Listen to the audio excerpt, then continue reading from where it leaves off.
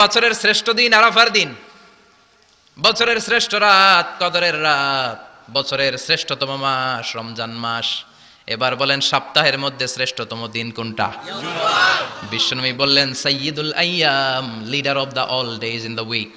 সপ্তাহের যতগুলো দিন আছে 7টা দিনের সর্দার হচ্ছে ইয়াউমুল জুমা, জুমার দিন। চিল্লায় পড়েন আল্লাহু আকবার। তার মানে বছরের শ্রেষ্ঠ দিন আরাফার দিন, বছরের শ্রেষ্ঠ রাত কদরের রাত, শ্রেষ্ঠ মাস রমজান মাস, আর 7 দিনের মধ্যে শ্রেষ্ঠতম দিন হচ্ছে জুমার দিন। কোন দিন? জুমার দিন। এই সূরাতুল জুমা নিয়ে আমরা কথা শুনবো ইনশাআল্লাহ। বলেন ইনশাআল্লাহ। এটা সাধারণ দিন নয়। ফিহি খালাকাল্লাহু আদম, কালকের এই দিনটায়, এই জুমার দিনে আল্লাহ তাআলা সাইয়েদনা আদম আলাইহিস সালামকে তৈরি করেছে। সুবহানাল্লাহ।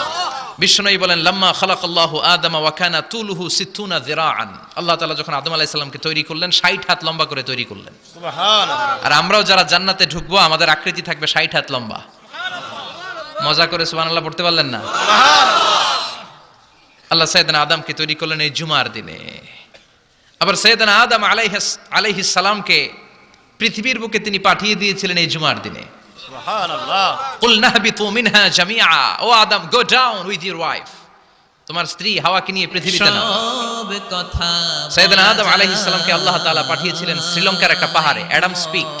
ওখানে ঐতিহাসিকভাবে প্রমাণিত, এটা হাদিসে নেই, কুতুবুত তারিখে এসেছে।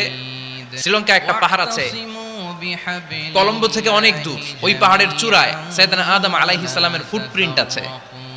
ফুটপ্রিন্ট মানে পায়ের ছাপ। সুবহানাল্লাহ পড়েন। এটারে বলে ফিঙ্গারপ্রিন্ট। এটার কি বলে? পায়ের গুলারে একজনের আঙ্গুলের ছাপের সাথে একজনের আঙ্গুলের ছাপের মিল নাই। শুধু তাই না, আমার এই আঙ্গুলের সাথে এই আঙ্গুলের ছাপের কোনো মিল নাই। আয়াহসাবুল ইনসানু আল্লান নাজমা ইযামা বালা কাদিরিনা আলা আন নুসাউইয়া বানানা। আল্লাহ বলেন গোলাম, তুমি মনে করেছো তোমার হাড্ডি গুড্ডি পচে যাবে, তোমাকে আমি একত্রিত করে আবার বানাতে পারবো না? বানানো তো অনেক দূরের কথা, আমি তো তোমার আঙ্গুলের ছাপগুলো সংরক্ষণ করে রেখেছি। চিল্লায় পড়েন আল্লাহু আকবার। 1880 সালে স্যার ফ্রান্সিস গাল্টন নামে একজন বিজ্ঞানী, তিনি আবিষ্কার করেছেন যে আমাদের আঙ্গুলের ছাপগুলো আলাদা, ফিঙ্গারপ্রিন্ট আলাদা। এই 10টা আঙ্গুলের একটার সাথে আরেকটার কোনো মিল নাই। এই পৃথিবীতে যদি 600 কোটি মানুষ হয় তাহলে 6000 কোটি আঙ্গুল, একটা আঙ্গুলের সাথে আরেকটা আঙ্গুলের ছাপের মিল আছে? যারা সিগনেচার দিতে পারে না এরা কি দেয়? টিপ সই দেয়। সুবহানাল্লাহ কোন? সুবহানাল্লাহ। কি ম্যাজিক আল্লাহ আঙ্গুলে রেখে দিয়েছে, একটা আঙ্গুলের ছাপের সাথে আরেকটা আঙ্গুলের ছাপের মিল নাই। এখন এই বায়োমেট্রিক অথেন্টিকেশনের জন্য অনেক জায়গায় দিতে হয়। ইমিগ্রেশন পাস করবেন, গিভ ইউর ফিঙ্গারপ্রিন্ট। ভিসা করবেন, Schengen visa, European visa, provide your fingerprint first. Canadian এম্বাসিতে গিয়েছিলাম, সব আঙ্গুলের আলাদা আলাদা ফিঙ্গারপ্রিন্ট রেখেছে। এখন এটা অথেন্টিকেশনের জন্য সিকিউরিটি পারপাস খুব গুরুত্বপূর্ণ। কিন্তু 1500 বছর আগে, 1880 মানে কি 200 বছরও তো না, 200 বছর আগে বিজ্ঞানীরা আবিষ্কার করলো। 1500 বছর আগে সূরাতুল কিয়ামার ভিতরে ফিঙ্গারপ্রিন্টের কথা বলেছে কে? আল্লাহ। আর পায়েরটারে বলে ফুটপ্রিন্ট। এটা প্রাণীদের ক্ষেত্রে প্রযোজ্য, কারণ প্রাণীদের আঙ্গুল নাই, আছে? ওদের আছে পা। বাঘের কয় পা? কথা কয় না? 4 পা। আচ্ছা, বাঘের হাত কয়টা? হাত নাই, ওদের পা। ফলে ওদের ফুটপ্রিন্ট লাগে। সুন্দরবনে কয়টা বাঘ আছে এটার একটা হিসাব আছে। কি করে বলে, কেমন করে হিসাব করে? বাঘের কাছে যে গুনে, চেহারা তো একরকম, একটারে 3 বার গুনবে। কথা কন? কিভাবে গনে তাহলে? বাঘসুমারি হয় কিভাবে? ফুটপ্রিন্ট, পায়ের ছাপ। একটা বাঘের পায়ের ছাপের সাথে আরেকটা বাঘের পায়ের ছাপের কোনো মিল নাই। আবার কাবা ঘরের পাশে একটা ছোট্ট জায়গা আছে, এই জায়গার মধ্যে রাব্বুল আলামিন সব নবীদের পিতা সাইয়েদনা ইব্রাহিম আলাইহিস সালামের ফুটপ্রিন্ট রেখে দিয়েছেন। ওয়াত্তাখিযু মিম মাকামি ইব্রাহিম মুসাল্লা, সাইয়েদনা ইব্রাহিমের দাঁড়ানোর জায়গায় তোমরা নামাজের জায়গা করে নাও। আল্লাহু আকবার। সাইয়েদনা ইব্রাহিম আলাইহিস সালামের পায়ের ছাপ আছে কিন্তু মাকাম ইব্রাহিমে, আর সাইয়েদনা আদম আলাইহিস সালামের পায়ের ছাপ আছে অ্যাডামস পিকে, শ্রীলঙ্কার ওই পাহাড়ে। তো যেদিন আদম আলাইহিস সালামকে আল্লাহ ওখানে পাঠিয়ে দিয়েছিলেন ওই দিনটা ছিল জুমার দিন। সুবহানাল্লাহ নাই? সুবহানাল্লাহ। সুবহানাল্লাহ বাড়িতে যায় বলেন, সুবহানাল্লাহ। চিল্লায় পড়েন আল্লাহু আকবার। এরপরে সাইয়েদনা আদমকে পাঠানো হলো শ্রীলঙ্কায়, সাইয়্যিদাতুনা হাওয়া আলাইহাস সালামকে পাঠিয়ে দেয়া হলো সৌদি আরবের জেদ্দা শহরে। আরবিতে জেদ্দা বা জাদ্দা মানে দাদি, জেদ্দাতুন বা জাদ্দাতুন মানে কি? দাদি। হাওয়া আলাইহাস সালাম আমাদের সবার দাদি, ঠিক কিনা? ওনার নামে এই শহরের নাম। বছরের পর বছর সাইয়েদনা আদম আলাইহিস সালাম এবং হাওয়া আলাইহিস সালাম আল্লাহর কাছে ক্ষমা চাইলেন, আল্লাহ ভুল করে নিষিদ্ধ গাছের ফল খেয়েছি, তুমি মাফ করে দাও। আল্লাহ বললেন, আদম কয়েকটা কালিমা শিখিয়ে দেব, এই কালিমাগুলো পড়ে আমার কাছে দোয়া করো, আমি কবুল করে নিব। আল্লাহু আকবার। আল্লাহু আকবার। আল্লাহ শিখিয়ে দিলেন আর বললেন, আদম পড়া, রাব্বানা যালামনা আনফুসানা ওয়া ইল্লাম তাগফির লানা ওয়া তারহামনা লানাকুনান্না মিনাল খাসিরিন। ও আল্লাহ, জুলুম করেছি নাফসের উপর, ভুল করেছি, অন্যায় করেছি, আপনি যদি ক্ষমা না করে দেন আমরা শেষ হয়ে যাব, আমরা হালাক হয়ে যাব, ক্ষতিগ্রস্তদের মধ্যে শামিল হয়ে যাব, ঠিক কি না? আল্লাহ সাইয়েদনা আদম আলাইহিস সালামের তওবা কবুল করলেন। ওনার কাজ হচ্ছে তওবা কবুল করা, আমাদের কাজ গুনাহ করা, শয়তানের কাজ ওয়াসওয়াসা দেওয়া, আল্লাহর কাজ খালি মাফ করা। সুবহানাল্লাহ। সুবহানাল্লাহ পড়বেন না? তাকাব্বালাল্লাহু তাওবাতা আদম ফি ইয়াউমিল জুমআহ। আল্লাহ যেদিন আদম আলাইহিস সালামের তাওবা যে কবুল করছেন, ঘোষণা দিয়েছেন, এই ঘোষণাটা ছিল জুমার দিনের ঘোষণা। আবার সাইয়েদনা আদমকে যেদিন রূহ কবজ করে আবার নিয়ে যাওয়া হয়, ওই দিনটাও ছিল জুমার দিন। পড়েন সুবহানাল্লাহ। পৃথিবীতে একজন মানুষই শুধু জানতেন যে তিনি পৃথিবীতে কতদিন বাঁচবেন, সেটা হচ্ছে সাইয়েদনা আদম আলাইহিস সালাম। ওনাকে বলে দেওয়া হয়েছিল, উমরুকা আলফু সানা, তুমি পৃথিবীতে বাঁচবে 1000 বছর। কয় বছর? সাইয়েদনা আদমের সামনে অনেকগুলো রূহ রাখা হলো। সাইয়েদনা আদম বললেন, এরা কারা? আল্লাহ বললেন, এরা হচ্ছে নাসালুক, তোমার বংশধর, পৃথিবীতে তোমার পরে এরা পৃথিবীতে আসবে। সাইয়েদনা আদম বললেন, আল্লাহ ওই যে একটা রূহ দেখা যায়, এটার নাম কি? আল্লাহ বললেন, হাযা ইবনুকা দাউদ, এটা তোমার ছেলে দাউদ, সে দুনিয়াতে নবী হয়ে আসবে, তার ছেলে সুলাইমানও নবী হয়ে আসবে। সাইয়েদনা আদম বললেন, মাবুদ আমার ছেলে দাউদের কত বছর হায়াত আপনি দিয়েছেন? আল্লাহ বললেন, 40 সানা, মাত্র 40 বছর, 4 ইয়ার্স, 40 বছর তোমার ছেলেটা বাঁচবে। ও আল্লাহ, আমি বাঁচবো কয় বছর? তুমি বাঁচবা 1000 বছর। সুবহানাল্লাহ। সাইয়েদনা আদম বললেন, মাবুদ এত ফুটফুটে সুন্দর আমার ছেলে দাউদ, মাত্র 40 বছর দিলেন কেন? জিদ মিন উমরিহি, বাড়ায়া দেন। কি করেন? সুপারিশ করতেছে পোলার লাইগা কে? বাবা। আল্লাহ আপনি বাড়ায়া দেন। আল্লাহকে বাড়ানো যাবে না, লেখা হয়ে গেছে, রুফিআতিল আকলাম ওয়া জাফফাতিস সুহুফ, কলম তুলে নেওয়া হয়েছে আর কালি শুকায় গেছে, আর কিছু করা যাবে? সাইয়েদনা আদম বললেন, মাবুদ আমার 1000 বছর কেন দিলেন? আমার এই সুন্দর ফুটফুটে ছেলেটারে মাত্র শুধুমাত্র 40 বছর কেন দিলেন? ও মাবুদ, আমার 1000 বছরের দরকার নাই, আমার 1000 বছর থেকে 60 বছর আমি আমার ছেলেরে দিয়ে দিলাম। দাউদ আলাইহিস সালাম বাঁচবে 40 বছর, তো বাপ আদম যদি আরো 60 দেয়, 40 আর 60 মিলে কত হয়? 100। ভালো হিসাব বোঝে এরা, 100। আর আদম আলাইহিস সালাম পেয়েছিলেন 1000 বছর, 60 কমে গেলে রইল কত? 940 বছর পৃথিবীতে থাকার পরে মালাকুল মাউত চলে এসেছে।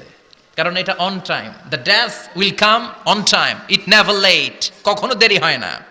আল্লাহ বললেন, লিকুল্লি উম্মাতিন আজালুম ফাইযা জাআ আজালুহুম লা ইস্তাখিরুনা সাআতান ওয়া লা ইস্তাকদিমুন। মৃত্যুর একটা নির্ধারিত সময় আমি বেঁধে দিয়েছি, অন টাইম, অন টাইমেই চলে আসে, 1 সেকেন্ড আগেও আসবে না, 1 সেকেন্ড পরেও আসবে না। 940 বছর বয়সে মালাকুল মাউত এসে হাজির, এসে বলল, জিইতু আন আকবাদা রূহাক, রূহ কবজ করতে আসছি। আদম আলাইহিস সালাম বললেন, রূহ কবজ করতে আসছো মানে? আমি বাঁচবো তো 1000 বছর। কয় বছর? মালাকুল মাউত বললেন, না না, ওই যে আগের কথা স্মরণ করেন, আপনি 60 বছর দিয়া দিয়েছিলেন। কয় না, আমি দেই নাই, আমি আরো বাঁচুম, আরো 60 বছর পাওনা আছি, আমি দেই নাই। মালাকুল মাউত বললেন, আপনি দিয়েছেন। আদম বলে, দেই নাই। মালাকুল মাউত বলে, আল্লাহ ঘটনা দেখেন, দিয়া কয় দেই নাই। আল্লাহ কয়, থাক, কথা কইস না, আয়া পড়। সুবহানাল্লাহ পড়েন। নাসিয়া আদম ফানাসিয়া বানু, ভুলে গেছেন উনি, আমরা ভুলে যাই, আমরা খেয়ে বলছি খাই নাই, নিছিলাম পকেটে, কয় নেই নাই। এরকম ডাকাইত আছে না নাই? আছে। নাসিয়া আদম ফানাসিয়া বানু, বিশ্বনবী বললেন, আদম ভুলেছে তো তার সন্তানরাও ভুলে যায়। জাহাদা আদম ফা জাহাদাত যুররিয়াতু, আদম অস্বীকার করেছে, তার সন্তানরাও অস্বীকার করে। সেদিন থেকে আল কিতাবা ওয়া শুহুদ, মানে লিখে রাখার সিস্টেম আর সাক্ষীর সিস্টেম চালু হয়েছে। সুবহানাল্লাহ পড়েন। সুবহানাল্লাহ। 940 বছর বয়সে মালাকুল মাউত এসে আদম আলাইহিস সালামের রূহ নিতে পারে নাই। উনি 1000 বছর যখন হয়েছে তখন এসে সাইয়েদনা আদম আলাইহিস সালামের রূহ কবজ করেছে। যেই দিন পৃথিবীর প্রথম মানব, প্রথম নবীর রূহ মালাকুল মাউত দুনিয়ায় এসে কবজ করেছে, ওই দিনটাও ছিল জুমাবার। সুবহানাল্লাহ। আল্লাহু আকবার। আল্লাহু আকবার। আবার বিশ্বনবী বললেন লা তাকুমুস সাআহ ইল্লা ফি ইয়াউমিল জুমআহ ইযা যুলজিলাতিল আরদু জিলজালাহা ওয়া আখরাজাতিল আরদু আসকালাহা ইযা রুজ্জাতিল আরদু রাজ্জান ওয়া বুসাতিল জিবালু বাসসা। কিয়ামতের দিন পৃথিবীটাকে একটা প্রকম্পন দিয়ে কাঁপিয়ে দিবে কে? মারাত্মক একটা ঝাঁকুনি দিবে আল্লাহ, পুরো পৃথিবীটা কেঁপে ভেঙে চুরে খান খান হয়ে যাবে। এই ঝাঁকুনি আর আর্থকোয়েক ভূমিকম্প এর ঘটনাটা যেদিন ঘটবে ওই দিনটাও হচ্ছে জুমার দিন। চিৎকার করে পড়েন সুবহানাল্লাহ। তার মানে আদম সৃষ্টি হলো জুমার দিনে, দুনিয়ায় নামিয়ে দেয়া হলো জুমার দিনে, তওবা কবুল করে নেওয়া হলো জুমার দিনে, রূহ কবজ করা হলো জুমার দিনে, আবার কিয়ামত সংগঠিত হবে জুমার দিনে। পড়েন সুবহানাল্লাহ। আবার বিশ্বনবী বললেন আর রমাদান ইলা রমাদান, এক রমজান থেকে আরেক রমজানের মাঝখানে যত গুনাহ হয় মাফ করে কে? আল্লাহ। তারপরে বিশ্বনবী বললেন আল উমরাতু ইলাল উমরাহ, কেউ যদি একবার উমরা করে পরে আবার করলে দুই উমরার মাঝখানে গুনাহগুলো মাফ করে দেয় কে? আল্লাহ। আবার বিশ্বনবী বললেন আল জুমআতু ইলাল জুমআ কাফফারাতুন লিমা বাইনাহুমা, এক জুমার পর থেকে সামনের জুমা আসা পর্যন্ত যে সগীরা গুনাহগুলো হয় সবগুলো সগীরা গুনাহ মাফ করে দেয় কে? রজব শাবানে বরকতে দাও, রমজান মাসে গুনাহ ঝড়াও, সপ্তাহ জুড়ে তুমি বরকতে দাও, জুমার দিনেতে গুনাহ ঝড়াও, রজব শাবানে বরকতে দাও, রমজান মাসে গুনাহ ঝড়াও। ঠিক কি না? তার মানে জুমার দিন গুনাহ মাফের দিন। সারা সপ্তাহে ভুল ত্রুটি অন্যায় যা করলাম জুমার নামাজের বদৌলতে সব গুনাহ মাফ করে দেয় কে? এই দামি দিনটাকে আল্লাহ ইহুদিদের দিতে চেয়েছিলেন, পায় নাই। আলহামদুলিল্লাহ কবেন না? আলহামদুলিল্লাহ। ইখতিলাফু, তারা ইখতিলাফ করে হারাইছে এটা। এই দামি দিনটা রব্বুল আলামিন নাসারাদেরকে দিতে চেয়েছিলেন, ফাখতালাফু, ওরাও ইখতিলাফ করে হারাইছে। এজন্য ইখতিলাফ ভালো জিনিস না খারাপ জিনিস? মারামারি ভালো জিনিস না খারাপ জিনিস? আর ঐক্য করা ভালো জিনিস না খারাপ জিনিস? ঐক্য করতে রাজি আছেন? ইহুদিদেরকে আল্লাহ দিতে চাইলেন, ইখতিলাফ করে হারাইছে, নাসারারাও হারাইছে। ফাজা আল্লাহু বিনা ফাহাদানা বিহাদা দ্বীন, রব্বুল আলামিন এই দিনটা আমাদেরকে দিলেন, আমরা ইখতিলাফ করি নাই, বিশ্বনবীর হাতে হাত রেখে ঐক্য করে ঘোষণা দিয়েছি জুমার দিন আমাদের সাপ্তাহিক দিন। সুবহানাল্লাহ। বিশ্বনবী বলেন ফাগাদান লিল ইয়াহুদ, সাপ্তাহিক আনন্দের দিন ইহুদিদের জন্য হচ্ছে শনিবার, ইয়াউমুস সাbt, ও বাদা গাদ লিন নাসারা, আর খ্রিস্টানদের জন্য হচ্ছে রবিবার, আর আমাদের জন্য হচ্ছে শুক্রবার। চিল্লায় পড়েন আল্লাহু আকবার। তার মানে জুমার দিন, জুমাবারের মর্যাদা বেশি না কম? চিল্লায় বলেন বেশি না কম? জুমার দিন সকালবেলা ফজরের নামাজের পর থেকে ফেরেশতারা যতগুলো মসজিদে জুমা অনুষ্ঠিত হয় ওই মসজিদে ঢোকার প্রতিটা দরজার মধ্যে দাঁড়িয়ে থাকে। কারা কারা আগে আগে জুমার নামাজ পড়ার জন্য মসজিদে যায় প্রত্যেকের নামগুলো একটা জান্নাতের রেজিস্ট্রি খাতার মধ্যে তুলে নেয়। এই নামগুলো স্পেশালি আল্লাহর কাছে পাঠানোর জন্য। সুবহানাল্লাহ কইবেন না? সুবহানাল্লাহ। ডানে বায়ে সামনে পেছনে যতগুলো দরজা, প্রতিটা দরজায় ফেরেশতারা বসে থাকে। কে আগে আসলো নাম তুলে দেয়। তুলতে তুলতে তুলতে তুলতে খতিব সাহেব যখন খুতবা দেওয়ার জন্য মিম্বারে যেয়ে বসে যায়, ফেরেশতারা তাদের খাতা বন্ধ করে তারাও খতিব সাহেবের সামনে জুমার খুতবা শোনার জন্য বসে যায়। পড়েন সুবহানাল্লাহ। প্রথম জুমার দিন জুমার মসজিদে যে ঢুকবে, বিশ্বনবী বললেন আল্লাহর রাস্তায় একটা উট কুরবানি দিলে যেই সওয়াব, এই সওয়াব আল্লাহ আমলনামায় দিয়ে দেয়। দ্বিতীয় পর্যায়ে যে ঢুকে, বিশ্বনবী বললেন বাকারা, গরু কুরবানির সওয়াব পায়। 3 নম্বরে যে ঢুকবে, বিশ্বনবী বললেন কাবসা, হাদিসের ভাষায় এসেছে আল কাবাস, কাবাস মানে হলো বকরি, বকরি কুরবানির সওয়াব। 4 নম্বরে যে ঢুকবে তার হচ্ছে দাজাজা, দাজাজা মানে মুরগি। 5 নম্বরে যে ঢুকবে, বিশ্বনবী বললেন বাইদা, নোয়াখালীরা কয় বয়দা, আমরা কই আন্ডা, কুমিল্লায় কই ডিম। আছে না নাই? এক দেশের কত ভাষা, এক দেশের গালি আর এক দেশের বুলি। আমরা বলি ছেলে, কুষ্টিয়ায় বলে পুত্র, আরেক জায়গায় গেলে বলে হুত, আরেক জায়গায় গেলে বলে ফোয়া। আছে না নাই? আছে। এক এলাকায় বলে বেটা ছেলে, ছেলেদেরকে বেটা ছেলে, মরদ ফোয়া, মরদ ফোয়া হইতে না, মরদ ফোয়া হদ্দে। আহা, কি ভাষার বৈশিষ্ট্য। তো যেটা আমরা বলি ডিম, কথা বলে আন্ডা, কথা বলে বয়দা। তো এই বয়দা আল্লাহর রাস্তায় দান করে দিলে যেই সওয়াব, পঞ্চম ব্যক্তি ওই সওয়াব পাবে। এই 5 জনের পরে আর লেখালেখি নাই, বাকিদেরটা নরমাল, নরমাল এন্ট্রি করে সব ফেরেশতারা খুতবা শোনার জন্য বসে যায়, সুবহানাল্লাহ। সুবহানাল্লাহ। তো জুমার দিনে আগে আগে যাবেন তো? ইনশাআল্লাহ। সবাই রাজি আছেন? ইনশাআল্লাহ। চিৎকার করে পড়েন ইনশাআল্লাহ। ইনশাআল্লাহ। আলহামদুলিল্লাহ, আমরা এই জুমার দিনটাকে রাষ্ট্রীয় ছুটির দিন হিসেবে পেয়েছি, পাইছি না? 1984 সালে হুসাইন মোহাম্মদ এরশাদ সাহেব এই ভালো কাজ করছিলেন। উনি সব করছে জীবনে, স্বৈরাচারীও করছে, ভালো কাজও করছে। ঠিক তো খারাপটা আর আমরা না বলি, যেটা ভালো এটাই বলি। ঠিক। উনার কারণে আজ অবধি এই 84 থেকে আজ 34 বছর বাংলাদেশের রাষ্ট্রীয়ভাবে সাপ্তাহিক ছুটির দিন কোনটা? আলহামদুলিল্লাহ কইবেন না? এই উসিলায় আল্লাহ ওনারে মাফ করুক। পৃথিবীর অনেক দেশে কিন্তু শুক্রবার ছুটির দিন না। আমি বছরের বেশিরভাগ সময় মালয়েশিয়াতে থাকি। মালয়েশিয়ার সাপ্তাহিক ছুটির দিন রবিবার। খ্রিস্টানদের সাথে অনেক বিজনেস তাদের মেনটেন করতে হয়, তো তারা যদি শুক্রবারে ছুটির দিন করে তাহলে সপ্তাহে 2 দিন ব্যবসা বাণিজ্য কাটা পড়ে যায়। নিজেদের কারণে শুক্রবার বন্ধ, যাদের সাথে বিজনেস ওদের কারণে রবিবার বন্ধ। রবিবার বন্ধ। আমরা আলহামদুলিল্লাহ আল্লাহর দেয় পবিত্র দিনটাতে পেয়েছি জুমাবার, আলহামদুলিল্লাহ পড়েন। আলহামদুলিল্লাহ। এজন্য বিশ্বনবী বললেন, খবরদার এদিনের নামাজ মিস করো না। মান তারাকা সালাসা জুমাইন তাহাউনান, গাফলতি করে টানা 3টা জুমা যে ব্যক্তি মিস করলো, তাবা আল্লাহু ফি কলবিহি, রব্বুল আলামিন ওই লোকটার অন্তরের মধ্যে মোহর মেরে দেয়। ওয়া কুতিবা ফি জুমরাতিল মুনাফিকিন, মুনাফিকদের খাতায় তার নাম তুলে দেয়। 3টা জুমা যদি কেউ মিস করে, 2টা পানিশমেন্ট। এক হচ্ছে তবা আল্লাহু ফি কলবি, আল্লাহ অন্তরে মোহর মেরে দেয়। ভালো কথা ভাল লাগে না, নামাজ ভাল লাগে না, আজান ভাল লাগে না, ইসলাম ভাল লাগে না, শুধু মৌজ মাস্তি ভাল লাগে, গান বাজনা ভাল লাগে, এরকম আছে না নাই? জুমার নামাজে যায় না। আরেকটা হলো কুতিবা মিনাল মুনাফিকিন, মুনাফিকদের খাতায় নাম তুলে দেয়। আল্লাহ হেফাজত করো। আরো জোরে পড়েন আমিন। আমিন। জুমার দিন আগে আগে মসজিদে আসবেন, ইনশাআল্লাহ। সবাই রাজি? ইনশাআল্লাহ। আসেন, আল্লাহ জুমার ব্যাপারে কি ওয়াজ আমাদেরকে করলেন আমরা শুনি। শুনতে রাজি? আল্লাহ বললেন, ইয়া আইয়ুহাল্লাযীনা আমানু ইযা নুদিয়া লিস-সালাতি মিন ইয়াউমিল জুমুআতি ফাসআউ ইলা যিকরিল্লাহি ওয়া যারুল বাই', যালিকুম খায়রুল লাকুম ইন কুনতুম তা'লামুন। পড়েন না আল্লাহু আকবার। আল্লাহ বললেন, ও আমার মুমিন বান্দারা শোনো শোনো। আপনাদেরকে অ্যাড্রেস করে আল্লাহ বলছেন, ও আমার মুমিন বান্দারা শোনো, ইযা নুদিয়া লিস-সালাতি মিন ইয়াউমিল জুমআ, জুমার নামাজের আযান যখন দেয়া হয়, ফাসআউ ইলা যিকরিল্লাহ, আল্লাহর স্মরণে তোমরা ধাবিত হও। ওয়া যারুল বাই', কেনাবেচা বন্ধ করে দাও।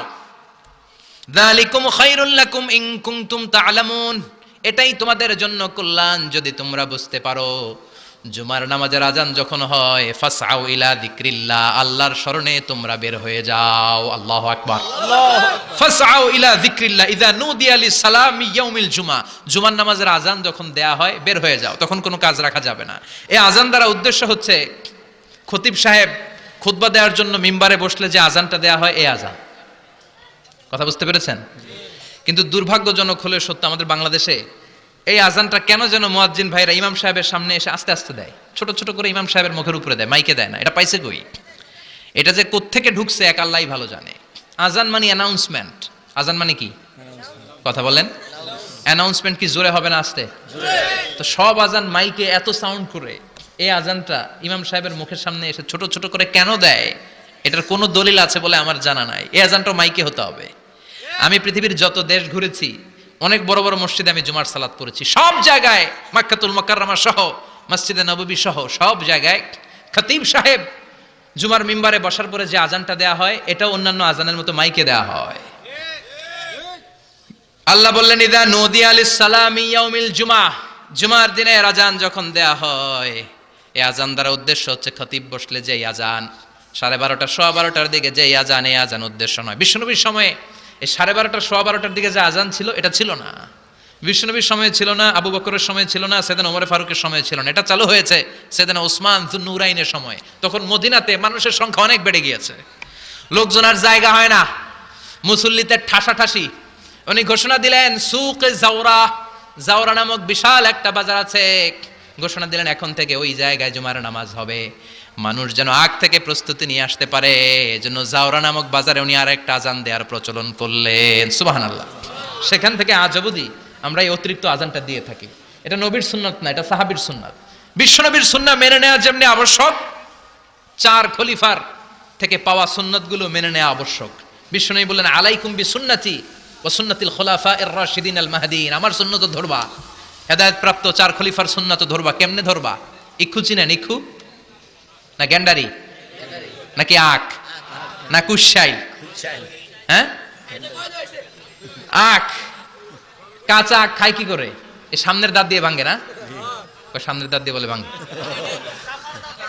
চাপার দাঁত দিয়ে, এই জায়গার দাঁত দিয়ে শক্ত করে ধরতে হয়। বিশ্বনবী বললেন আব্দু আলাইহা বিন নওয়াজিজ, আমার সুন্নাত আর সাহাবীদের সুন্নাতকে চাপার দাঁত দিয়ে আঁকড়ে ধরো যাতে ছুটে না যায়। চিল্লায় পড়েন আল্লাহু আকবার। এটা সাইয়েদনা উসমানের সুন্নাত। বিশ্বনবী বললেন ইযা নুদিয়া লিস-সালাহ মিন ইয়াউমিল জুমআতি ফাসআউ ইলা যিকরিল্লাহ, জুমার দিনে আযান যখন দেয়া হয়, ফাসআউ ইলা যিকরিল্লাহ, আল্লাহর স্মরণের দিকে ধাবিত হও। দেরি করো না। দেরি করা যাবে? আযান হইলে কোনো কাজ রাখবেন? কোনো ব্যস্ততা থাকবে? কাজ একটাই, জুমার নামাজ। চিল্লায় বলেন কাজ একটাই, সেটা কি? জুমার নামাজ। আল্লাহ বললেন ফাসআউ, ফাসআউ এর শাব্দিক অর্থ হচ্ছে দৌড়াও। আসলে কি? তো এই দৌড়াও দিয়ে আসলে দৌড়াও বোঝানো হয়নি, এটা দ্বারা বোঝানো হয়েছে আল মুবাদারা ওয়াল ইহতিমাম, ইম্পর্টেন্স দেয়া, এমফাসাইজ করা, গুরুত্ব, গুরুত্বের সাথে আগে আগে প্রস্তুতি নাও। ফাসআউ দ্বারা দৌড়ানো বোঝানো হয়নি। প্রমাণ কি? কারণ বিশ্বনবী দৌড়ে দৌড়ে নামাজে যেতে নিষেধ করেছেন। বিশ্বনবী বলেছেন ইযা উকিমাতিস সালাহ, মনোযোগ দিয়ে শুনেন, ইযা উকিমাতিস সালাতু ফালা তাতুহা তাসআউন ওয়া আতুহা তামশুন আলাইকুম বিসাকিনা ফামা আদরাকতুম ফাসাল্লু ওয়া মা ফাতাকুম ফাতিম্মু, যখন নামাজ শুরু হয়ে যায় দৌড়ে দৌড়ে যাবে না। তামশুন, হেঁটে হেঁটে যাও, আলাইকুম বিসাকিনা, ধীরে ধীরে যাও, ফামা আদরাকতুম ফাসাল্লু, ইমাম সাহেবের সাথে যে যত রাকাত পাবা পড়বা, ওয়া মা ফাতাকুম ফাতিম্মু, যেটা ছুটে যায় নিজে নিজে পড়ো, কবুল করে নেবে কে? আল্লাহ। কিন্তু দৌড়ে যায় নামাজ ধরা যাবে না। খবরদার, ধীরস্থির ভাবে যাবেন। হাঁটার মধ্যে একটা গুরুত্ব দিয়ে তাড়াতাড়ি ধরতে চাবেন, কিন্তু দৌড়ে যাওয়া যাবে নিষেধ করেছেন। অনেক মুসল্লিরা এটা করেন। ধরেন মাগরিবের নামাজ, ওযুখানাতে মুসল্লিরা ওযু করতেছে, ইমাম সাহেব নামাজ শুরু করেছেন, আল কারিআতু মাল কারিআ ওমা আদরাকা মাল কারিআ, মুখস্থ আছে না সবার? মুসল্লি মনে করতেছে ওযু হইছে আমার অর্ধেক, এখন যদি তাড়াতাড়ি ওযু না করে দৌড় না দেই রাকাত পাওয়া যাবে? রাকাত পাওয়ার জন্য দিছে দৌড়। মসজিদে হচ্ছে টাইলসের মসজিদ, পিছলায় পয়রা মুসল্লি একদিকে, লুঙ্গি আরেকদিকে। আছে না নাই? আমার কাছে খবর আছে এরকম পা ভাঙছে অনেকের। রাকাত ধরার জন্য মুসল্লি তাড়াহুড়ো করে দিছে দৌড়, মুসল্লি একদিকে লুঙ্গি, ঠ্যাং ভাঙা শেষ, এখন ল্যাংড়া। বিশ্বনবীর কথা মানে নাই, ওটারে ল্যাংড়া বানাইছে কে? আল্লাহ। এজন্য বিশ্বনবী বললেন খবরদার দৌড়ে যাবে না, একামত হয়ে গেলে ধীরস্থির ভাবে যাও। কেননা দৌড়ে দৌড়ে আপনি কার দরবারে যাবেন? উনি তো সব রাজার বড় রাজা, মহারাজা। মহারাজার দরবারে তাড়াহুড়ো করা যায় নাকি? না। ফিট হয়ে কাপড় চোপড় পরে আতর টাতর মেখে ধীরস্থির ভাবে যাবেন। দৌড়ে গেলে আপনার হার্টবিট বেড়ে যাবে, আপনার ব্রেথ ইন ব্রেথ আউট, শ্বাস প্রশ্বাস বেড়ে যাবে। তো হাঁপানির চোটে তো আপনি হাঁপাতে থাকবেন। আপনি তাহিয়া পড়বেন কখন, তাসবিহ পড়বেন কখন, আল্লাহর প্রশংসা করবেন কখন? চিল্লা এখন ঠিক কিনা? এজন্য আল্লাহ বললেন ফাসআউ ইলা যিকরিল্লাহ, জুমার নামাজের আযান যখন হয়ে যায় তোমরা আল্লাহর জিকিরের দিকে ধাবিত হও। যিকরিল্লাহ, আল্লাহর স্মরণ। জিকির মানে কি? আল্লাহর স্মরণ। কিন্তু এই জিকির দ্বারা এই আয়াতের উদ্দেশ্য হচ্ছে আল খুতবাতাইন, জুমার দুই খুতবা। জুমার জিকিরের অনেক অর্থ আছে। জিকির মানে সালাত, জিকির মানে কোরআন, জিকির মানে ওয়াজ, জিকির মানে সম্মান। আবার জিকির মানে জুমার দুই খুতবা। আবার জিকির মানে সুবহানাল্লাহ, আলহামদুলিল্লাহ, লা ইলাহা ইল্লাল্লাহ, সুবহানাল্লাহ, আলহামদুলিল্লাহ, লা ইলাহা ইল্লাল্লাহু মুহাম্মাদুর রাসূলুল্লাহ সাল্লাল্লাহু। এটাও জিকির। সুবহানাল্লাহ, আলহামদুলিল্লাহ, আল্লাহু আকবার। এই তিন জিকিরের চেয়ে শ্রেষ্ঠ কোনো জিকির আছে? কথা কন। বিশ্বনবী প্রত্যেক ফরজ নামাজের পরে সুবহানাল্লাহ 33 বার, আলহামদুলিল্লাহ 33 বার, আল্লাহু আকবার 34 বার পড়তেন। রাজি আছেন? সবাই পড়তে রাজি আছেন? ইনশাআল্লাহ। লাফালাফি করবেন না তো? ঘাড় বাঁকা করবেন না তো? হুই হুই করে চিল্লাফাল্লা করা যাবে? জিকিরের মধ্যে সৌন্দর্য আছে না নাই? আল্লাহ নিজেও সুন্দর। আল্লাহর কাছে যেটা আমরা পেশ করব সবটাই সুন্দরভাবে পেশ করতে হয়। চিল্লা এখন ঠিক কিনা? তার মানে জিকিরের অনেক অর্থ। জিকিরের এক অর্থ হলো কোরআন। জিকিরের এক অর্থ কি? কোরআন। আপনি যখন কোরআন পড়েন তখন জিকির করেন কার? আল্লাহ। কথা বলেন। আল্লাহ। আবার আপনি যখন নামাজ পড়েন জিকির করেন কার? আল্লাহ। আবার আপনি যখন লা ইলাহা ইল্লাল্লাহ এটা পড়েন, জিকির করেন কার? ঝিনুকের ভেতর লুকিয়ে থাকে যেমন মতি, ঝিনুকের ভেতর লুকিয়ে থাকে যেমন মতি, কালমা শাহাদাতে আছে আল্লাহর জ্যোতি, কালমা শাহাদাতে আছে আল্লাহর জ্যোতি। পড়েন সুবহানাল্লাহ। সুবহানাল্লাহ। এই লা ইলাহা ইল্লাল্লাহ সবচেয়ে শ্রেষ্ঠ জিকির। সাইয়েদনা মূসা আলাইহিস সালাম আল্লাহরে বললেন, আল্লাহ আল্লিমনি যিকরান, আপনি আমার এমন একটা জিকির শিখাইয়া দেন, লা ইয়ালামুহা ইল্লা আনতা ওয়া আনা, যে জিকিরটার শব্দ আপনি আর আমি ছাড়া কেউ জানবে না। সুবহানাল্লাহ। দুনিয়াতে যত অদ্ভুত অদ্ভুত প্রশ্ন সব আপনি মূসা আলাইহিস সালামের মাথা থেকে পাবেন। ভেরি কিউরিয়াসিটি ছিল ওনার, বিভিন্ন বিষয়ে আল্লাহরে প্রশ্ন করতেন। আল্লাহরে বললেন, আল্লাহ আল্লিমনি কালিমাতান, আল্লিমনি যিকরান লা ইয়ালামুহা ইল্লা আনতা ওয়া আনা, ও আল্লাহ এমন একটা জিকির আমারে শিখান, দিনে রাতে সব সময় এই জিকির আমি করব, আপনারে ডাকবো, কিন্তু শর্ত হলো এই জিকিরটা জানবে শুধু আপনি আর জানবো শুধু আমি, কেউ জানবে না। আল্লাহ বললেন, মুসা পড়ো লা ইলাহা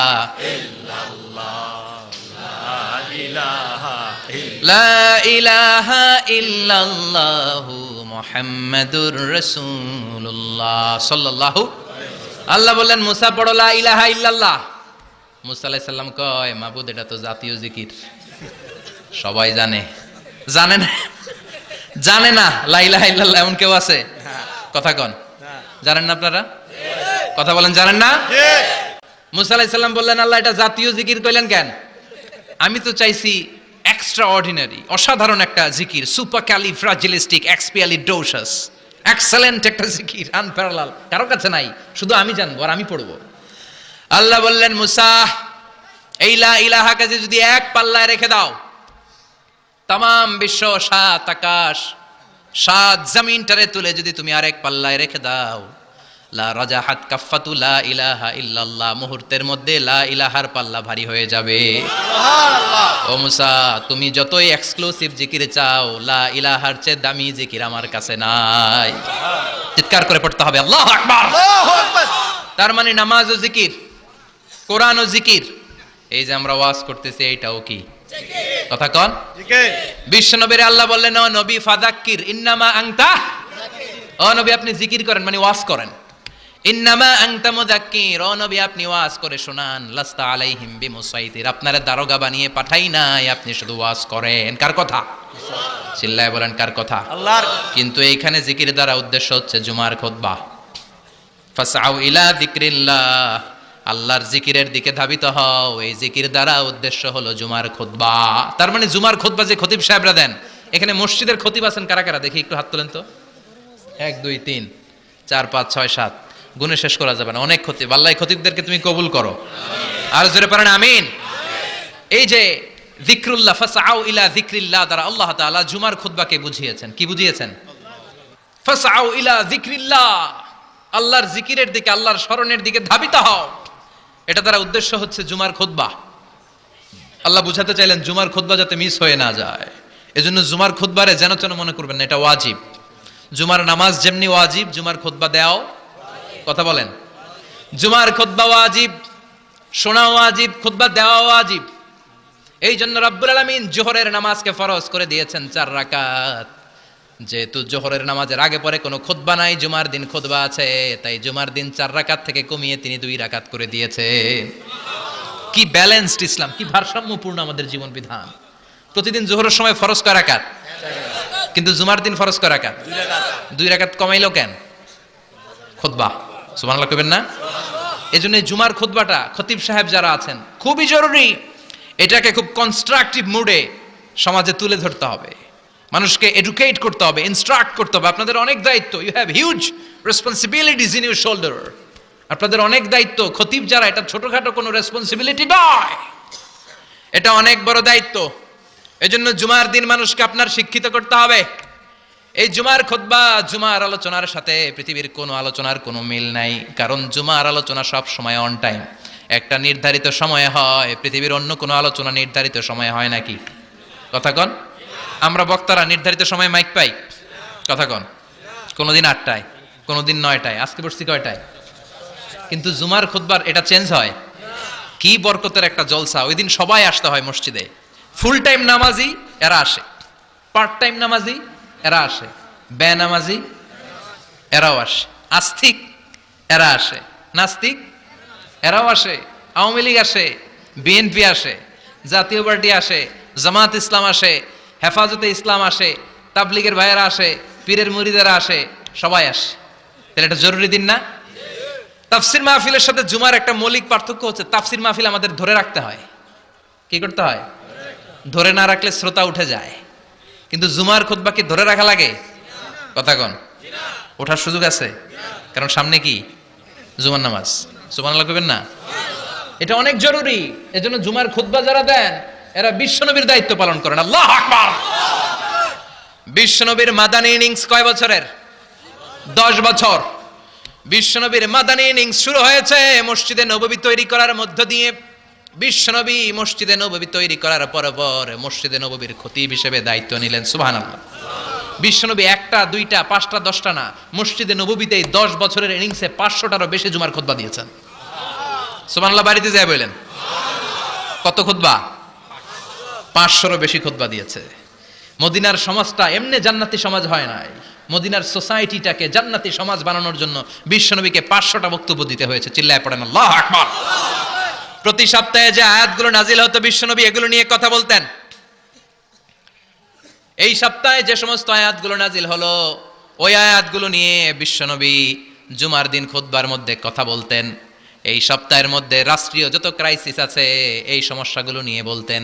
এই সপ্তাহে সমাজের মধ্যে বড় বড় যত ঘটনাগুলো ঘটে গেল এগুলো নিয়ে বিশ্বনবী জুমার দিন কথা বলতেন। সুবহানাল্লাহ। যেন খতিব যারা আছেন জুমার আলোচনাটা অনেক কনস্ট্রাকটিভ, ফ্রুটফুল হতে হবে, কোরআনের আলোকে হতে হবে। বিশ্বনবী জুমার খুতবা দিচ্ছেন,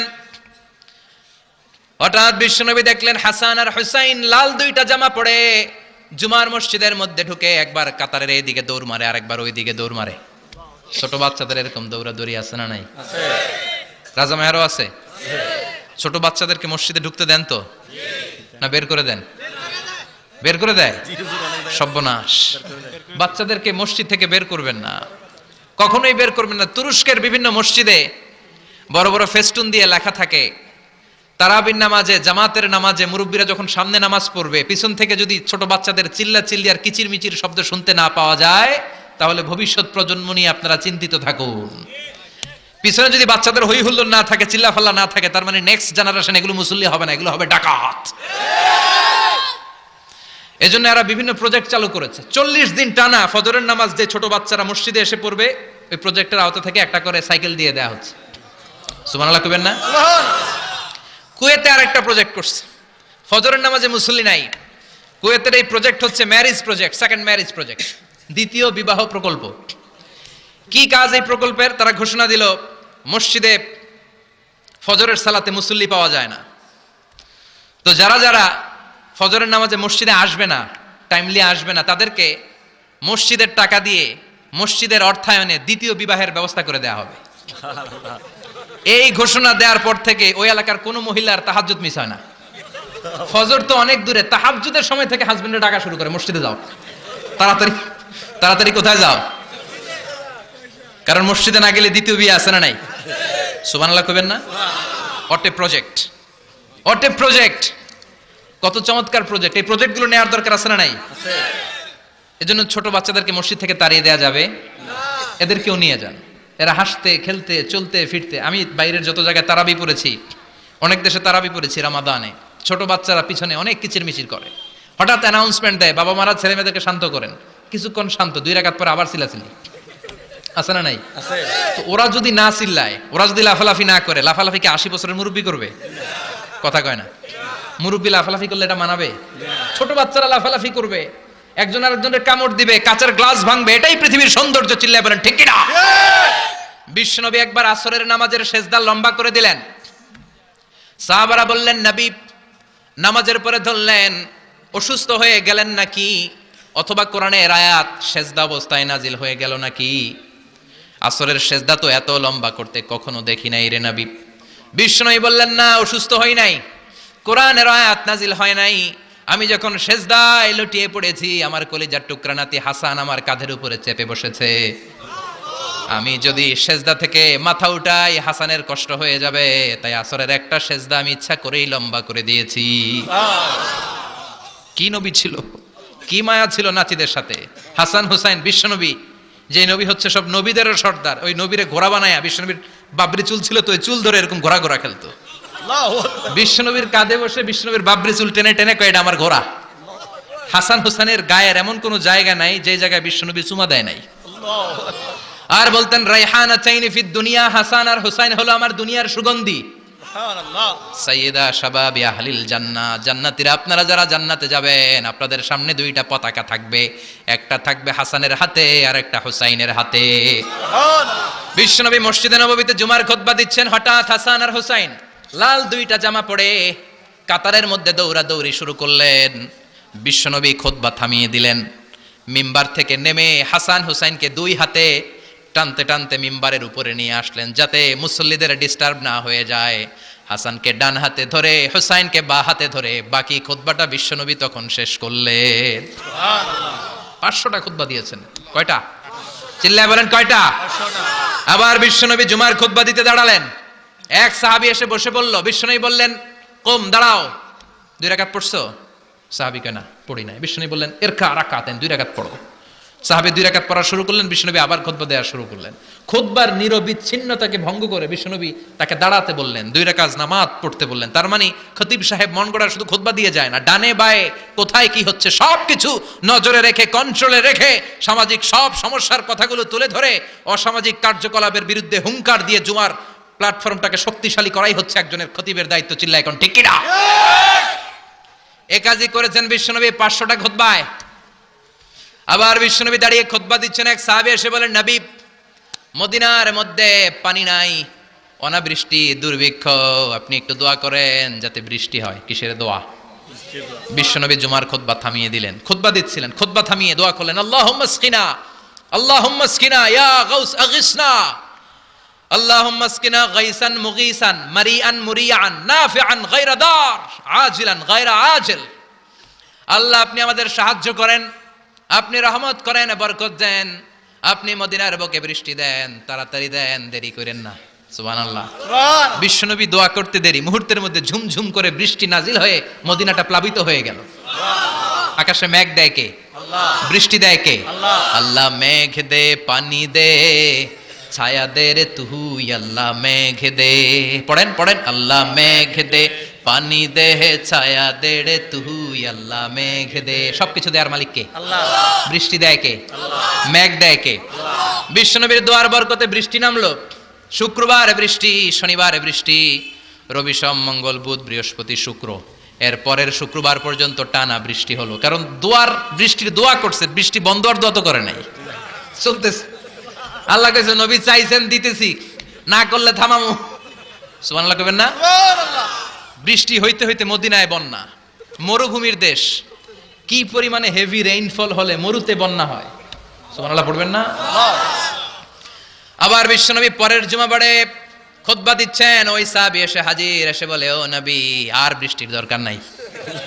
যে বৃষ্টির দোয়া করতে বলেছিল সে এসে বলে আর কিসের দরকার নাই? বৃষ্টির দরকার। চিল্লায় বলেন কিসের দরকার নাই? ও নবী আর বৃষ্টির দরকার নাই, এবার বৃষ্টি বন্ধের দোয়া করেন। বিশ্বনবী আবার হাত তুলে বললেন, আল্লাহুম্মা হাওয়ালাইনা ওয়ালা আলাইনা, মানে আল্লাহ আপনি বৃষ্টি দেন তবে এই এলাকায় না, ডানে বায়ে সামনে পেছনে চারদিকে দেন। আল্লাহ। সাহাবীরা মসজিদ থেকে বের হয়ে দেখে মদিনার চারদিকে এরকম গোল একটা চাকতি, এই চাকতি দিয়ে নীল আকাশ দেখা যায়, আর ডানে বায়ে সামনে পেছনে প্রচন্ড ঝড় ঝন্ডার বৃষ্টি। মদিনার আকাশে এক ফোঁটাও বৃষ্টি নাই। চিল্লায় এখন সুবহানাল্লাহ। এগুলো হচ্ছে বিশ্বনবীর খুতবার বরকত। 500টা খুতবা দিয়েছেন, এজন্য খতিব সাহেবরা ভালো করে খুতবা দেওয়ার দরকার আছে না নাই? আল্লাহ বললেন, ইদা নুদিয়া লিস-সালাতি মিন ইয়াউমিল জুমআতি ফাসআউ ইলা যিকিরিল্লাহি ওয়া যারুল বাই। জুমার আযান যখন হয়ে যায়, জুমার নামাজ পড়তে যাও, বেচা কেনা বন্ধ করে দাও। কার কথা? আল্লাহ। Close the shop, shut down the shop, close the market. Market বন্ধ, দোকানের শাটার নামাও, ক্যাশ বক্সে তালা ঝুলাও, ব্যবসা প্রতিষ্ঠান, মার্কেট সবগুলো বন্ধ করে একজনের জিকিরের দিকে ছোটবা। তিনি কে? অল্প 1-1.5 ঘন্টার জন্য যদি ব্যবসা বন্ধ রাখেন, পরে যখন আবার দোকান খুলবেন জুমার বরকতে ব্যবসা বাড়িয়ে দিতে পারে কে? এরপর আল্লাহ বললেন ফাইদা কুদিয়াতিস সালাতু ফান্তাশিরু ফিল আরদি ওয়াবতাগু মিন ফাদলিল্লাহ ওয়াযকুরুল্লাহা কাসীরান লাআল্লাকুম তুফলিহুন। যখন নামাজ শেষ হয়ে যায়, ফাইদা কুদিয়াতিস সালাতু ফান্তাশিরু ফিল আরদ, জুমার নামাজ যখন শেষ হয়ে যায়, জামাতের নামাজগুলো যখন শেষ হয়ে যায়, ফান্তাশিরু ফিল আরদ, জমিনে ছড়িয়ে যাও, ওয়াবতাগু মিন ফাদলিল্লাহ, আল্লাহর কাছ থেকে ফদল তালাশ করো, মানে রিজিক তালাশ করো। কার কথা? নামাজ শেষ মসজিদে থাকবেন? কই যাবেন? কথা কোন, জোরে কোন। নামাজের সময় ঢুকবেন কই? নামাজ শেষে যাইবেন কই? আবার বলেন আজান হলে ঢুকবেন কই? আজান শেষ, নামাজ শেষ, যাবেন কই? কুদিয়াতিস সালাহ ফান্তাশিরু ফিল আরদ, এটা হচ্ছে ইসলামের বিধান। মসজিদে গোল হয়ে বসে থাকার কোনো বিধান নাই। শুধু মুরব্বী যারা, কাজ নাই, ফ্যামিলিরে দেওয়ার কিছু নাই, অবসর সময়, অঢেল সময় মসজিদে বসে তেলাওয়াত করেন, জিকির করেন, সমস্যা নাই। কিন্তু যুবক যারা, নামাজের পরে সমাজকে উপহার দিবা, রাষ্ট্রকে অনেক কিছু উপহার দেওয়ার আছে, তোমার ফ্যামিলির প্রতি অনেক দায়িত্ব আছে, কর্মক্ষম কেউ নামাজের পরে মসজিদে অলস সময় কাটানো যাবে না। বিধানটা কার? ওমর ফারুক মসজিদে নববীর ইমাম, জোহরের নামাজের ইমামতি করলেন, বের হয়ে আসলেন, দেখেন মসজিদের বারান্দায় ইয়ামান থেকে আসা কিছু লোক গোল হয়ে বসে বসে জিকির করে। কি করে? মনোযোগ নাই। কি করে? জিকির করে। উনি চলে গেলেন, আসরের সময় আবার ইমামতিতে আসলেন, আসরের সালাত পড়িয়ে চলে যাচ্ছেন, আবার দেখে গোল হয়ে জিকির করে ওই দল। মাগরিবের নামাজে ইমামতি করলেন, চলে যাওয়ার সময় দেখে সবাই যায়, এরা যায় না, গোল হয়ে বসে বসে জিকির করে আর তাসবিহ পড়ে। এবার ওমরে ফারুক বললেন আসসালামু আলাইকুম। সবাই বলে ওয়ালাইকুম আসসালাম। মান আনতুম, তোমরা কারা? কয় নাহনু আল মুতাওয়াক্কিলুনা আলাল্লাহ, আমরা আল্লাহর উপর তাওয়াক্কুল করছি। তো তাওয়াক্কুল করে যে বসে আছো, তোমাদের ফ্যামিলি নাই, ছেলে মেয়ে নাই, দায় দায়িত্ব নাই, সমাজকে উপহার দেওয়ার মতো কিছু নাই, আর তোমরা যে বসে আছো তিনটা বেলা খাইলা কোত্থেকে? না রোজাদার। ইয়ামানি লোকগুলো বলে না রোজা রাখি নাই, খাইছি। ওমর বলল বড় আল্লাহর ওলি খানা করতে আইছে। আমাদের জিকির আর বুজুর্গি দেখে আশেপাশের লোকজন খানা দিয়া গেছে। ওমরে ফারুক বলে তাইলে তো তোমরা মিথ্যাবাদী, তোমরা মুতাওয়াক্কিলুনা আলাল্লাহ নও, তোমরা আল্লাহর উপর তাওয়াক্কুল করনি, তোমরা হচ্ছে আল মুতাওয়াক্কিলুনা বা'দুকুম বা'দা, একে অপরের উপর নির্ভরশীল। যারা খানা দিয়ে যায় এদের উপর তোমরা নির্ভরশীল। তোমরা জিকির করার তাকায় থাকো, বাটি আসে কোন দিক দিয়া? খাবারের প্লেট আসে কোন দিক দিয়া? জোরে কোন, ঠিক কিনা? আল্লাহর উপর তাওয়াক্কুল এটা নয়। আনতুমুল মুতাওয়াক্কিলুন বা'দুকুম বা'দা, এখনই মসজিদ থেকে বের হয়ে যাও। এরপরে কোনোদিন নামাজের পর গোল হয়ে বসে থাকতে দেখলে পিটায়া মসজিদ থেকে তাড়াবো। এটা হচ্ছে ইসলামের বিধান। চিল্লা এখন ঠিক কিনা? ফান্তাশিরু ফিল আরদ। নামাজের পরে কৃষক চলে যাবে মাঠে, ব্যবসায়ী চলে যাবে শপিং মলে, মেম্বার অফ দ্য পার্লামেন্ট চলে যাবে সংসদে, সেনা সদস্যরা ঢুকে যাবে ক্যান্টনমেন্টে। চিল্লা এখন ঠিক কিনা?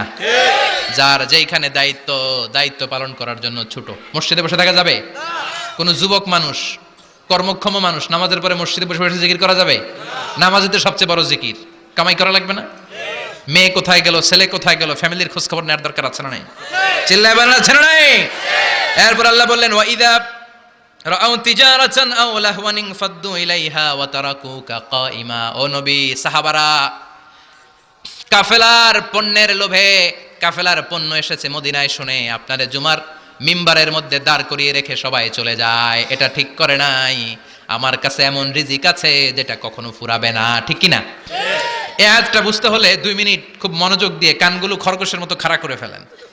খরগোশ কিন্তু খুব খাড়া কান করে শুনে, জানেন? কানগুলো খরগোশের মতো খাড়া হয়েছে। মনোযোগ আছে? বিশ্বনবী সাল্লাল্লাহু আলাইহি ওয়াসাল্লাম মদিনাতে প্রথম যখন জুমার নামাজ পড়াতেন তখন আগে জুমার 2 রাকাত পরে 2টা খুতবা দিতেন, ঈদের নামাজের মতো। ঈদের নামাজে আগে কি 2 রাকাত, পরে খুতবা। জুমার নামাজও ছিল এরকম, আগে 2 রাকাত নামাজ, পরে খুতবা। বিশ্বনবী আগে 2 রাকাত নামাজ পড়িয়ে খুতবা দিচ্ছেন। তখন মদিনায় দুর্ভিক্ষ, খাবার দাবার নাই। 1 মাস আগে দিহিয়াতুল কালবি আল আনসারী নামক এক সাহাবীকে দিয়ে বিশ্বনবী শাম দেশ থেকে কাফেলা পাঠিয়েছেন খাবারের দ্রব্যাদি আনার জন্য, পণ্য আনার জন্য। 1 মাস পরে তারা খাদ্যের পণ্য নিয়ে, মদিনাতে তখন দুর্ভিক্ষ, খাবারের দাম 2 গুণ 3 গুণ, খাবারের পণ্য নিয়ে কাফেলা ফিরে এসেছে জুমার টাইমে। তখন বিশ্বনবী জুমার 2 রাকাত নামাজ পড়িয়ে খুতবা দিচ্ছিলেন। কি করতেছিলেন? খুতবা দিচ্ছিলেন। আর তখন নিয়ম ছিল কোন শহরে কাফেলা ঢুকলে তারা তবলা বাজাতো, ঢোল বাজিয়ে দিত, ঢোলের আওয়াজ সবাই শুনে ওইখানে জড়ো হতো। যার যত পণ্য কিনা দরকার পণ্য কিনে নিয়ে চলে যেত। বিশ্বনবী জুমার নামাজের ইমামতি করে দুইটা খুতবা যখন দিবেন, মিম্বারের মধ্যে দাঁড়িয়ে বিশ্বনবী মসজিদে নববীতে খুতবা দিচ্ছেন, খুতবার মাঝখানে বিশ্বনবী তবলার আওয়াজ শুনতে পেলেন। কিসের আওয়াজ? বিশ্বনবী সহ সব সাহাবারা বুঝতে পেরেছে 1 মাস আগে দিহিয়াতুল কালবি শাম দেশে যেই কাফেলা পাঠানো হয়েছে, ওই কাফেলা খাবারের পণ্য নিয়ে মদিনার মধ্যে ঢুকেছে। এখন মসজিদে কানাঘুষা। কিছু সাহাবী বলে না না, বিশ্বনবীর খুতবা রেখে যাওয়া যাবে না। অনেকে বলে আমরা না গেলে মুনাফিকেরা সব পণ্য কিনে ফেলবে, আমরা খাবো কি? কেউ কয় বসে থাকি, কেউ কয় ল যাই। 2-4 জন ওঠা শুরু, সাথে সাথে ওনাদের পিছনে পিছনে বাকি সাহাবীরাও ওঠা শুরু। যেতে যেতে পেছন থেকে 1 কাতার, 2 কাতার, 3 কাতার, পুরো মসজিদে নববী খালি, মাত্র 12 জন সাহাবা ছাড়া। কয়জন? কথা কোন? 12 জন। মাত্র 12 জন সাহাবা বিশ্বনবীর সামনে বসে আছেন। 4 খলিফা, জাবির ইবনে আব্দুল্লাহ, এরকম 12 জন সাহাবা বসে আছেন। সব সাহাবারা পণ্য কেনার জন্য চলে গেল। সাহাবারা ভাবলো নামাজ আসল, নামাজ তো পড়েই ফেলছি, এখন খুতবা সমস্যা নাই। কিন্তু আল্লাহ এটা সহ্য করলেন না। বিশ্বনবী দাঁড়িয়ে খুতবা দিবে আর সাহাবারা সেই খুতবায় বসে না থেকে কাফেলার পণ্য করানোর জন্য দৌড়াবে, এটা সাহাবাদের জন্য শোভনীয় নয়। চিল্লা এখন ঠিক কিনা? এজন্য সাহাবাদেরকে ধমক দিয়ে, আমাদের চোখে আঙ্গুল দিয়ে আল্লাহ আয়াত নাজিল করলেন, ওয়া ইযা রাআউ তিজারাতান লাহওয়ানি আও লাহওয়ানিন ফাদ্দু ইলাইহা ওয়া তারাকুকা কাইমা। ও নবী, আপনার সাহাবারা দুনিয়ার পণ্য সামগ্রী দেখে আপনাকে জুমার মিম্বারের মধ্যে দাঁড়িয়ে রেখে তারা চলে যায়। কুল মা ইনদাল্লাহি খায়রুম মিনাল লাহবি ওয়া মিনাত তিজারা। ও নবী, আপনি বলে দেন আমার কাছে এত বিশাল ধনভাণ্ডার আছে, সবার যত চাহিদা যত কামনা আছে সব যদি দিয়ে দেয় আমার ধনভাণ্ডারের 1 ইঞ্চিও কমবে না। সবচেয়ে বড় রিজিকদাতা কে? আল্লাহ। চিল্লায় বলেন কে? আল্লাহ। কেউ যেটা পারে না পারে কে? আল্লাহ। কেউ যেটা দেয় না দেয় কে? আল্লাহ। জুমার নামাজে আগে আগে যেতে রাজি আছেন? জি, সময় মতো জুমার খুতবা শুনতে রাজি আছেন তো? ইনশাআল্লাহ। খতিব সাহেবরা ঠিকঠাক মতো জুমার খুতবা দিবেন তো? ইনশাআল্লাহ। জুমার দিনের কিছু সুন্নাত আছে, শুনবেন। জুমার দিনের প্রথম সুন্নত হচ্ছে জুমার দিনের ফজরের নামাজটা জামাতে পড়া। সবাই কয় খাইছে, হুজুরে ধরছে জায়গা মতো, আসল জায়গায়। ফজরের নামাজে ভেজাল আছে না নাই? রাজা মেহারে নাই, রাজা মেহারের মসজিদ সব প্যাক হয়ে যায়, জি না। মুসল্লি আর মুসল্লি। জুমার নামাজের প্রথম সুন্নত হচ্ছে ফজরের নামাজটা কি পড়া? জামাতে। আফদালুস সালাওয়াত ইনদাল্লাহি সালাতুল ফাজরি ফি ইয়াউমিল জুমআতি ফি জামাআহ। বিশ্বনবী বললেন জুমার নামাজের 15টা সুন্নত মুখস্থ রাখতে হবে। 1 নাম্বার সুন্নত ফজরের সালাত জামাতে পড়তে হবে।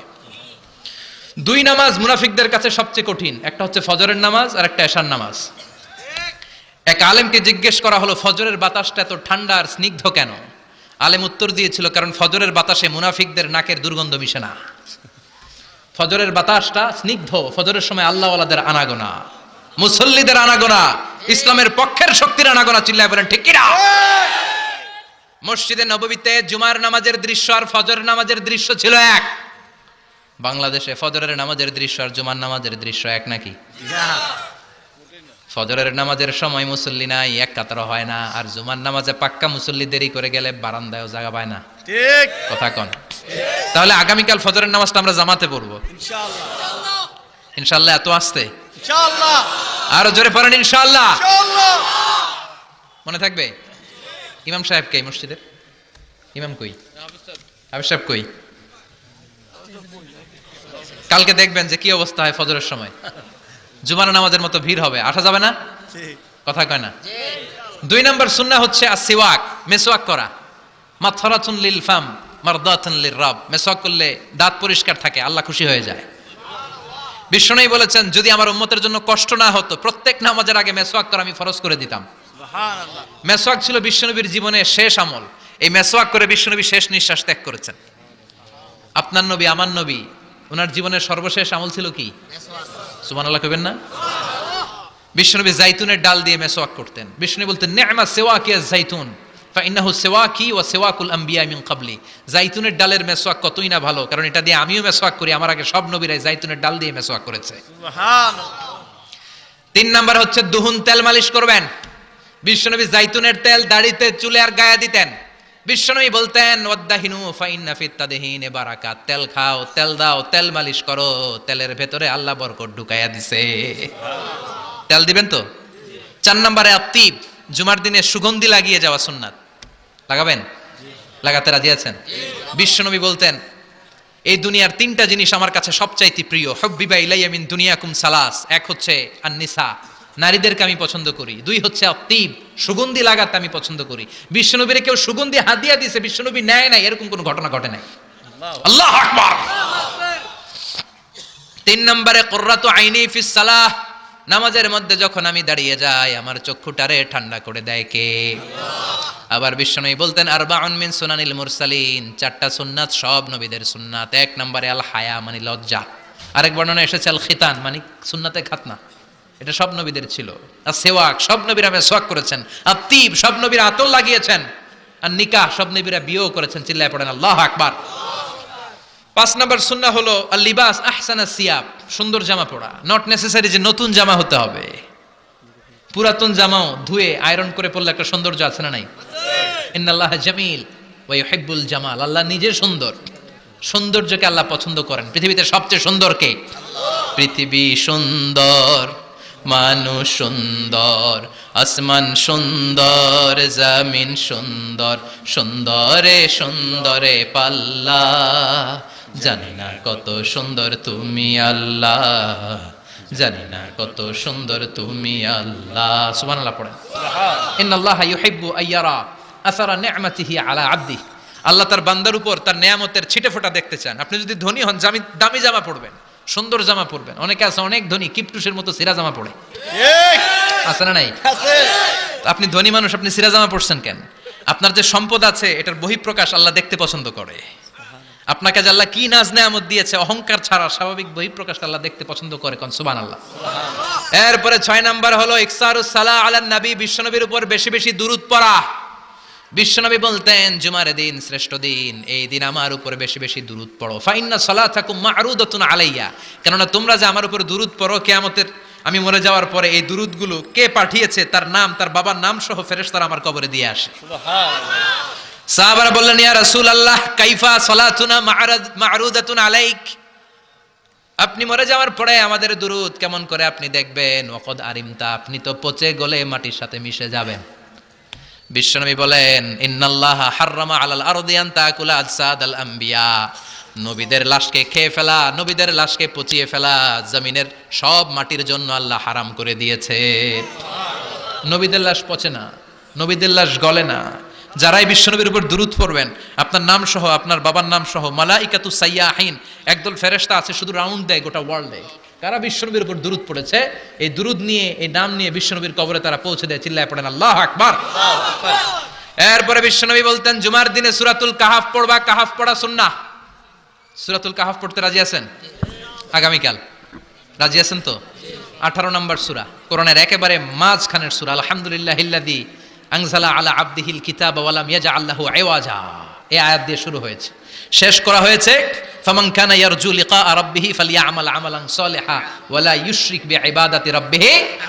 আর মাঝখানে আছে ওয়ালিয়াতালাত্তাফ। হাফেজ সাহেবরা উত্তর দাও, মাঝখানে আছে কি? কথা কন। ওয়ালিয়াতালাত্তাফ একটা শব্দ আছে সূরা কাহাফের মাঝখানে। কোরআনের সব জায়গায় এক ফন্টে আয়াতগুলো লেখা, কিন্তু ওয়ালিয়াতালাত্তাফ মোটা করে লেখা আছে না? ডবল ফন্টে লেখা, মোটা, কারণ এটা কোরআনের একেবারে মাঝখানে অবস্থিত এই শব্দটা ওয়ালিয়াতালাত্তাফ। এর আগে যত শব্দ এর পরে তত শব্দ, এর আগে যত কোরআনের অক্ষর এর পরে তত অক্ষর। সুবহানাল্লাহ বাড়িতে গিয়া সুবহানাল্লাহ। বিশ্বনবী বললেন সূরাতুল কাহাফ যে তেলাওয়াত করবে ইয়াকুনু লাহু নূর, এই সূরাতুল কাহাফ কিয়ামতের দিন তার সামনে বিশাল একটা আলো হয়ে আসবে। এই আলো দিয়ে পুলসিরাত পার হয়ে ওই বান্দা জান্নাতের ভেতরে ঢুকে যাবে।